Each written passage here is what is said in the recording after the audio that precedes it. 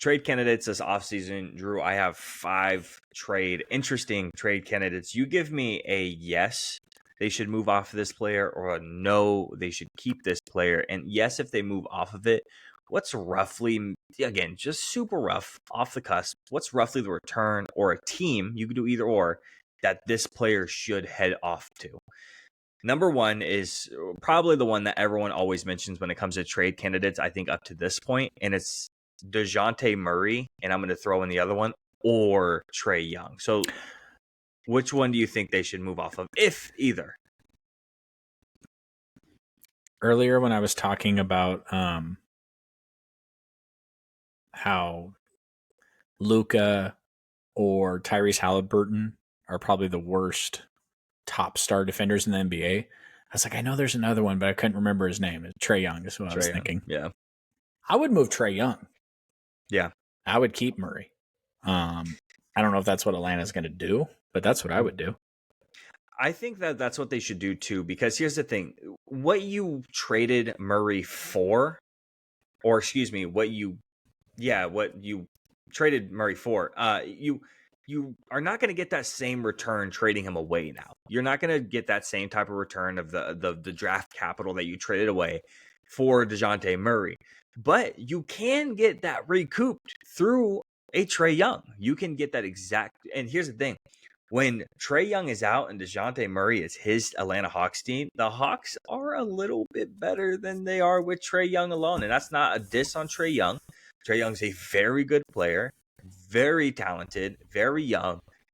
And I think it's time for maybe him to potentially move on at this point. And for me, I think the most popular destination that I would like to see it, because why not match up young player with super young player and has a ton of potential, and send them off to the San Antonio Spurs and give Wemby some help out there?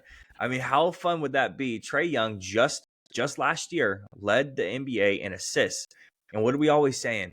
Man, Wemby's wide open. No one's passing Wemby the ball. No one's seeing Wemby. Hey, Trae Young will see Wemby. He'll see him every single time. That man will average like 12 assists alone from Wemby a game. So I think that's a great pairing, spreading out the floor a little bit, especially you have Jeremy Sohan running the floor. It's in San Antonio, and it's not a great floor spacing point guard, if that's what you really want to call him. But Trae Young is that perfect one to space the floor, dish out what he needs to dish out, and pair up with Victor, and they still have a high draft pick. I think it's a perfect destination for Trae Young to go, personally. I don't know if there's another place that you would like to see him. I mean, I had a couple of ideas, but I like the Spurs the best. I love the idea of that. The Spurs don't really have anything exciting to give back, so they'd really have to give up a lot of capital to get them.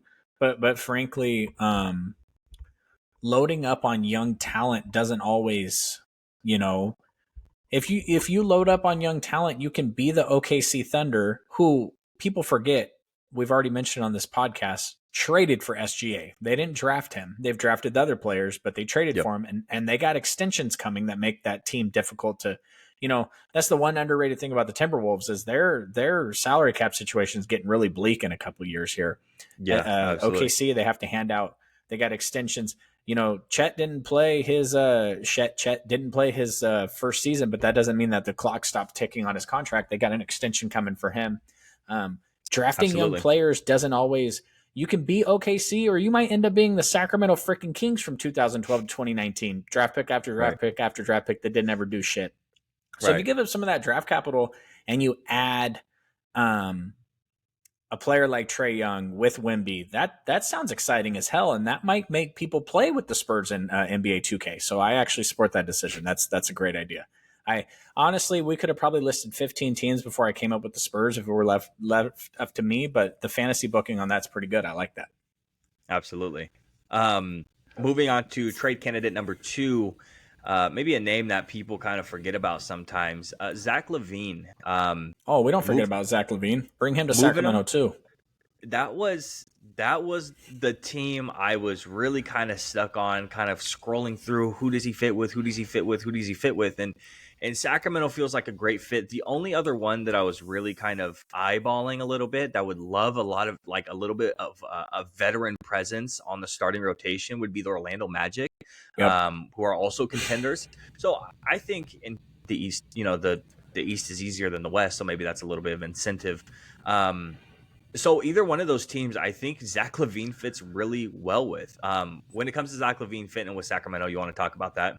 Well, so we tried to sign him. We offered him a contract that the Chicago Bulls matched actually when he was a restricted free agent. So we've been in love with him for quite a while. The thing actually, I don't think anyone ever comes to Sacramento, so I don't really want to spend too much time on that, even though he'd be a great fit. Obviously, our Right. two position, Kevin Herter, Malik Monk is a super six man. Keon Ellis was a two-way player up until February. He might be our starting shooting guard next year, which I love Keon Ellis, but let's be honest, if we want to make noise in the playoffs, you can't be starting a guy that was a two-way player, 6 months ago. I would love Zach LaVine. I honestly love the idea of him to the Orlando Magic, and I'll tell you why. I want Paul George to go to the Orlando Magic. But Okay. the same issue that OKC has, the Magic have. You have extensions, Wagner. Am I going to get in trouble for not putting the accent on Franz Wagner? Are they going to be mad at me that I said his name wrong also? Probably. It doesn't matter. I'm saying Banchero. I'm going to just say everybody's name twice for all the fucking haters. They got extensions that they got to hand out too, and you got to protect your future cap space. So maybe Paul George doesn't make sense, but a player like Zach LaVine does. So I honestly love the idea of that. And before we went into this topic, I would say I want him in the Kings, but I think that team with Zach LaVine makes some noise in the East. And obviously the East is wide open. Obviously that team with Paul George makes a ton of noise in my opinion. But absolutely. Yeah, it's like the one thing that the Magic are missing is like the primary guy, which Banchero's fantastic. He's amazing. Having him with Paul George, which allows one a veteran presence who's very intelligent, is a great two-way player, both ends of the court, giving that type of mentorship to a former number one overall pick who's lived up to the hype up to this point, and being able to be another option on a young team is too good, I feel like, to kind of pass up. But this is why I said I wanted Paul George to opt out, because there's like 6 different places I could put him next year that I think are awesome for him. So, but yeah, Zach LaVine to the Magic, you could sign me up for that. Moving on to our third player, we have Kyle Kuzma. Moving on from him, staying with him on the Wizards. What are we doing with a player like this? I think the Wizards should trade both those idiots for whatever they can get for him. Okay, a couple of basketballs and a pack of gum. If they do trade Kyle Kuzma, where do you see a good fit? I don't see a good fit for Kyle Kuzma anywhere, because Kyle Kuzma is not a winning basketball player. Okay, he's been around a lot of.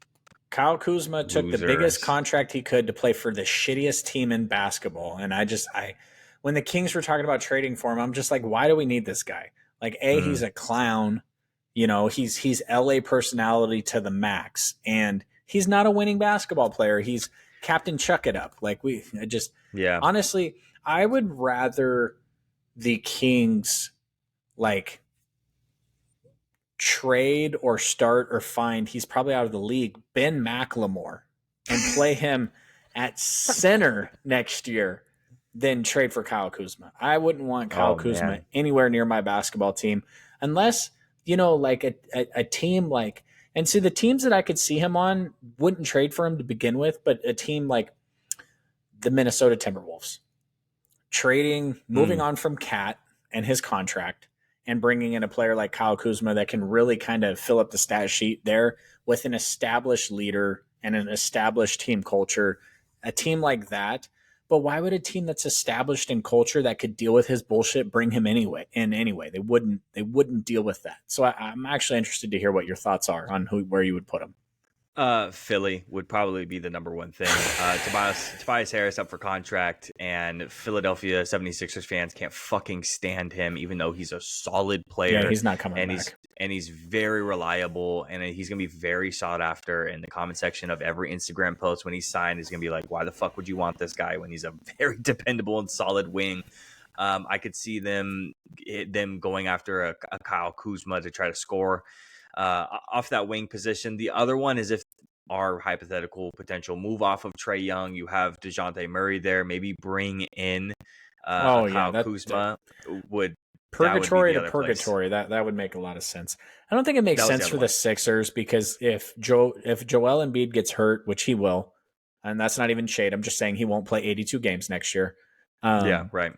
When you don't have the effective floor leadership, and I'm not sure if Tyrese is that yet, then Kyle Kuzma is just doing whatever the hell he wants. I don't love that for the Sixers. I do think it's funny. They hate Tobias Harris just like Nuggets fans really don't like Aaron Gordon. And I know Michael Malone tried to play Aaron Gordon at the 5, backup 5 is just not a good decision, especially in the series they're in. But it's kind of funny how those fan bases have soured on those players. Kuzma, send him to Atlanta. That's fine. And anyone we don't like can go to Atlanta or Washington. I don't care because those teams are completely irrelevant. This next one's a little interesting because I feel like his role sometimes is really solid and carved out, and other times I feel like he's not super established. What he is he a starter? Is he a sixth man? What is this guy really? And what can he be? And that's Mr. Tyler Hero from the Miami Heat. Do you move on from a Tyler Hero? Do you keep with him? And if you do move on from a guy like that, where does he end up going? Because that's a really talented scorer off of the bench, or maybe you see him as a starter, and he has in the past. So what do you do with a guy like that? Tyler Hero is a player that I think can fit in almost 25 of the top teams in the NBA just because he has that flexibility of starting, coming off the bench. I really think that as a bench player, he really feels that he can light up the stat sheet a lot. And I know he's had injuries this year, but I think honestly, Tyler Hero probably will be on the move this offseason. And I think he's going to be in demand a little bit. I think that they'll be able to get a good return for him because there's so many different things that he can do on the basketball court. He's still relatively young. That draft he came out of was not one of the greatest, that's for sure. Right. I honestly that's definitely an interesting name to keep an eye on because I think a lot of teams would love to have Hero on their team. Yeah, the team I kind of have my eye on currently that would love either a starter at the 2 that's going to lose their starter at the 2 or maybe come off the bench is the Golden State Warriors. I think they might be in the market for a young guard, again, either to start because they might be losing their starter, bench player, whoever he is, depending on the day, Klay Thompson. And he comes in and he immediately fills the role that he's supposed to, and he can get some damn good leadership and mentorship from Steph. So it might be a guy to keep an eye on to go to Golden State. And very last one, I have Brandon Ingram, a name that we've already mentioned before. Again, move on, keep with him. If we do move on, where are we putting him? The thing about Brandon Ingram is I'm only having this conversation because of what it sounds like they're going to do. I don't necessarily agree with it. I agree. Yeah. I think that they're going to move forward with Point Zion, which I think so too. Was good when it was healthy. The problem is if he can stay healthy. Brandon Ingram makes a lot of sense in a lot of different places. If you slot him into the Kevin Durant, archetype, I know he's not Kevin Durant, don't kill me, but that type of player, unfortunately I saw the Brandon Ingram too much this season. I saw him hand it to us way too many times. And so obviously sometimes there's certain players that I just think a lot highly of because of what I've watched them do to my basketball team. But I think Brandon Ingram, that's another one of those slot him on the Magic, get him to the Bucks, those type of situations, put him on the 76ers, get him to Miami. There's a lot of places that make sense for him. Yeah, there's actually 3 teams that I like him on a lot. One was the Miami Heat. I think he's a player that can just get a team a little bit over that hump, right? Sure. And I think Miami is one of those contenders there. Cleveland is one of the teams that I kind of like him on as well. And then the last one is an upcoming team that is very young, and we saw a player fucking turn it on at the end of the season, if they could just have that little bit of push, they may have made it. Houston? And that's the Houston Rockets. Mm-hmm. Rockets, exactly. I think that'd be a great place from it, with a really solid coach, really established leadership and team outlook and vision. If they build a little bit more, Houston could be really dangerous next year, especially if we see the Jalen Green that we got after the All-Star break. After his kid was born, that dude was a different monster.